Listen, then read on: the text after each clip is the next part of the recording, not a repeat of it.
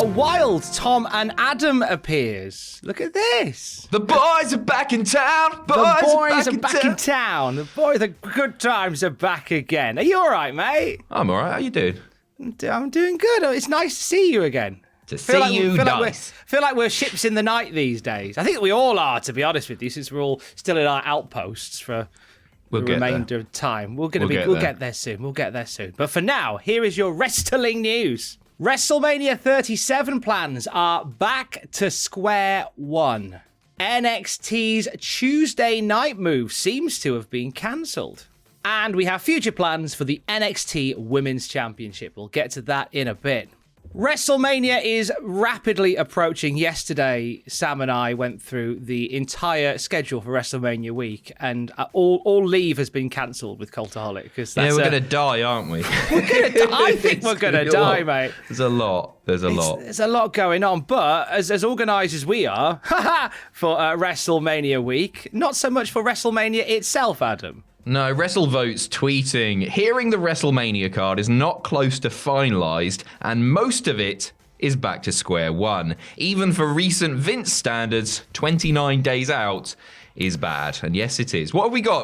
Obviously Fastlane, we've got to get out of the way first, but we're a month away, and we've got 2 matches fully confirmed. We've got Roman versus Edge and Sasha versus Bianca. Asuka versus Charlotte is as good as done, I guess. But who knows now? Well, this is so I've got a list here of what we know and what we think we know. Okay. And surprisingly, the list of what we think we know is much faster than what we know. So obviously Edge and Roman and Sasha and Belair, as you said. What we think we know is going to happen. Drew and Bobby seems to be the triple threat now. Maybe in. with Sheamus involved. Possibly Hoy and They Sheamus might just do it at Fastlane and get rid of him. But I'd like to see Sheamus involved personally. Yeah, I do feel like Sheamus is sort of like the mid-level boss before the final boss of Bobby Lashley. But he's doing great work at the moment. Yeah, he's doing really. I'd hope that if he doesn't end up in the main event in that triple threat, I hope he ends up doing something with a bit of meat on the bone for WrestleMania. There's 2 nights; they can't not include him if he's around. We're looking like we're going to be getting Bad Bunny and Damian Priest versus Miz and John Morrison. That seems to be almost a shoe-in with some Booker T involvement. I feel like he'll probably get involved and do a big kick on Miz or something whilst dressed as G.I. Bro. That Makes seems sense. to be what we're going to do there. Shane McMahon and Braun Strowman seems to be... Get the cat excited for that one. Yeah, oh my God. Couldn't give a toss, Tom. You know what? Sorry to interrupt as you're going through these. I at the moment... I don't think hearing that most of the WrestleMania card might be back to square one is necessarily a bad thing, because I'm listening to these matches and I'm finding it very difficult to get too excited for them. I don't think at the moment WrestleMania 37 is shaping up to be an especially impressive one. The card right now, anyway.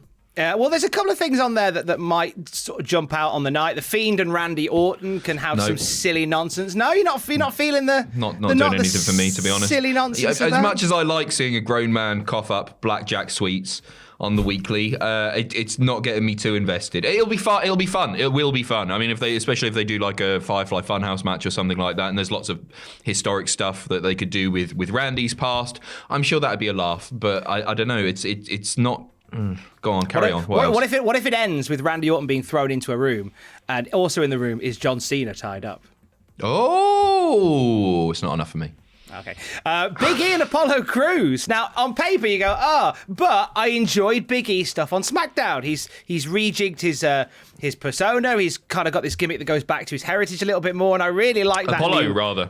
Yeah, Apollo's gimmick is special. Big E as well.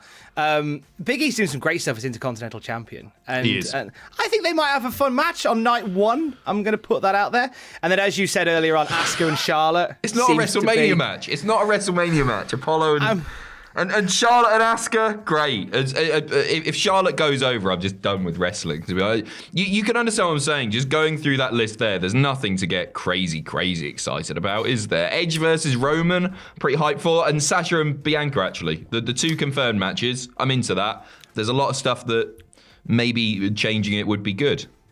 4 weeks to go. What would you like to see? In an ideal world, what can they do to sell you on WrestleMania at this point. I think they really need to bolster the mid-card title matches at the moment. I'm not quite sure where they're going, and you've got a hell of a lot of either underutilized or absent talent. Like, I'd like to see Keith Lee involved somewhere, maybe in the mid-card title scene. If not, maybe Sheamus, if he's not going to be doing the world title stuff, which he probably won't. They'll probably get that out of the way at Fastlane. I would pull Charlotte from the from the women's title match, give that opportunity to somebody else. Not to say that the match isn't going to be great. I just don't care. I don't care. I'd like Asuka to go over. Maybe that'll happen. Maybe it won't. God, what else? The tag team division isn't especially strong right now. Don't get taking nothing away from the champions as they are. But over on SmackDown, you've got Rude and Ziggler, and sometimes they're on TV, sometimes they're not. And then over on Raw, you've got the Hurt Business. They just got buried a couple of weeks ago on Raw. While you were off, you missed a good one, mate. Oh, mate, I'm sad. By Braun, it's just I don't think the investment is there anywhere except for the world title picture, and I think that's a shame. So, and when you're stretching something out to 2 nights, that's not a good thing. 4 weeks, just under 4 weeks until WrestleMania gets here, and we have that big mammoth week of stuff, which includes 2 nights of NXT TakeOver. And NXT is in a lot of discussion at the moment because the Wednesday night war with AEW, could be coming to an end, or maybe not. What's the latest on NXT's move potentially to Tuesday night? Commenting on Wrestling Observer Radio, Dave Meltzer saying that the NHL and NBC are still in negotiations over a new TV deal, but money is the issue. Meltzer said that neither party are close to finding a figure that all parties are happy with. Continuing on, the NHL is expected to make more money on its new TV deals, with new partial rights deal in ESPN getting them $400 million a year, which is double their old NBC deal. If a deal can't be met, though, that means NXT will stay where it is on Wednesday night. This is totally dependent on the NHL deal going ahead. So who knows if it'll stop? I mean, I thought that Regal's announcement this week was gonna be that, but I thought, with so much happening on that show, they might have gone, let's get as many eyes as we can, and then let's announce it. But obviously, it's still up in the air. I feel like there is the concern that a lot of fans would see it as NXT backing away, but surely everybody wins if you've got NXT on one night and AEW on another. Except for Impact. Actually, I tell a lie. Impact doesn't win. Oh, bless. No.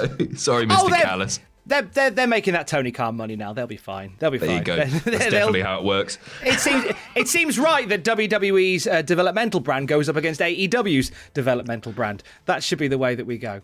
See what I did there? Come at me, Impact fans. I do like Impact, actually. WWE facing some fun regarding AEW. In particular, one of their stars that jumped at the start of the whole AEW thing. And this is an interesting little trademark news story. What's the latest with this one then, Adam? Bit of a bonkers one, actually. It's a bit difficult to get your head round, so we'll try and keep it as simple as possible. But WWE forgot to stick a note on Google Calendar, and they let the trademark for Dean Ambrose expire. Now they're trying to renew it, but because of the way that US trademarks work, they need the permission of the real life Jon Moxley to do that, despite the fact that Dean Ambrose is the character name. If they just renewed the trademark, wouldn't be an issue. But yeah, somebody forgot to do that, which has happened a fair few times as well in the past, I believe. It's not the first time this has happened. How does that happen? Like, somebody's got to get fired for that. Well, the thing is, this is the reason this has happened, because they binned off so many people behind the scenes during the pandemic that all of a sudden you've got multiple people doing multiple jobs. So things like this are going to fall through the cracks. Yeah, they got rid of him. Kurt, you ahead of trademarks, damn it! It's true. Yeah, so things like this do fall through the cracks when companies are reforming like this. And it's a very simple thing. It's a very simple thing to do. To renew a trademark is a lot easier than registering one. And now they're in all this this trouble, and now they've got to ring up Jon Moxley. John, can you sign? He's not. Why would he sign? There's nothing in it for him unless they chuck him some cash. So WWE won't be able to merchandise the Dean Ambrose name. I mean, they can still have the stuff on the network or Peacock or wherever. But as far as merchandising it and trying to make money off that name, they won't be able to do that anymore.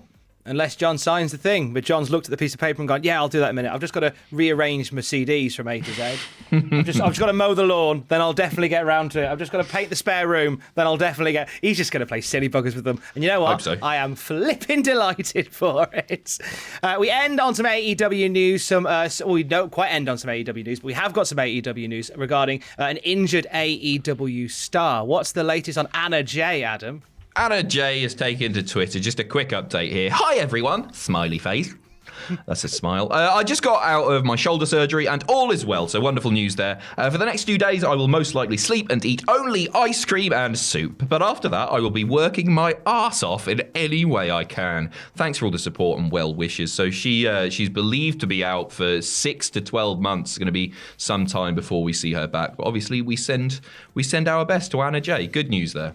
Eating soup and ice cream, that sounds like what you have if you've had your tonsils out rather than... No, you're not meant to do that anymore. They don't let you do that. You know, when you get your tonsils out, they used to ply you with ice cream. Now they give you dry toast to rub the scabs off the back. Grim. It's ringing, innit? Horrible, that. It's absolutely ringing. And finally, we jump back to NXT for an update on some future plans. Let's talk about scabs more, Tom. Oh, well, I mean, I can show you. I've got some more scab news. I can show you my scabs where my tonsils were if you want. Oh, please do. Please do. I know. Actually, I'll tell you, 7 years old now. They've probably gone. But we'll tell you what, scab news in Cultaholic News Extra. We'll put it somewhere. But finalement, NXT news once again, and some plans for the NXT Championship going forward. Not the NXT Women's Championship, rather. So what do we know, Adam? Well, we know that Io Shirai is the current NXT Women's Champion, but as for the woman who might take that belt away from her, Brian Alvarez commenting, I don't know who's going to win the title, and plans change all the time in NXT, but he heard months ago that Raquel Gonzalez is probably going to be the one to beat Io Shirai, which I'm all for, personally. Don't get me wrong, really, really like Io, but I don't think the title reign has been all that. Have you been a fan? Whenever she's wrestled, I think she's been really good. My issue with her title defense on Wednesday was this was the match that was really heavily hyped, and it didn't go that much. It didn't go that long at all, and it was the opening match of the night. And I was like, that seems a strange thing to do when you're kind of hyping about this 12 minutes, didn't it? Which match. Is about the length that the triple threat from Vengeance Day went. As well, I expected a bit more from it. So, right, she won the title in the triple threat in your house, which is like 9 months ago. It's been about that long. She had a really good match with Dakota Kai, I remember, on pay-per-view. And she had a really, really fun one, Halloween Havoc with Canvas. What was Candice, not Canvas. The tables, ladders, and chairs. Scares match, sorry. And I think that was great. And she's had a few on TV, but there's not been that many defenses for a reign of 9 or so months. And I don't know, it's not clicked for me. And it's been a long time. I think the time is now to take the belt off her.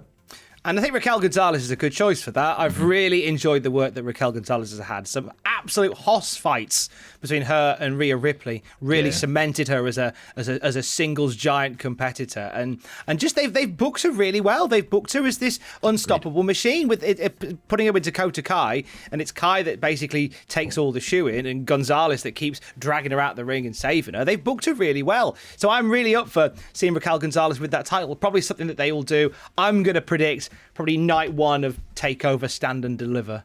I think they'll do that there. They'll do the switch there. Forgot that's 2 nights as well now. Jesus Christ. We ain't sleeping in April. Just go away. Give us a break. Stay safe. Piss off, Paul.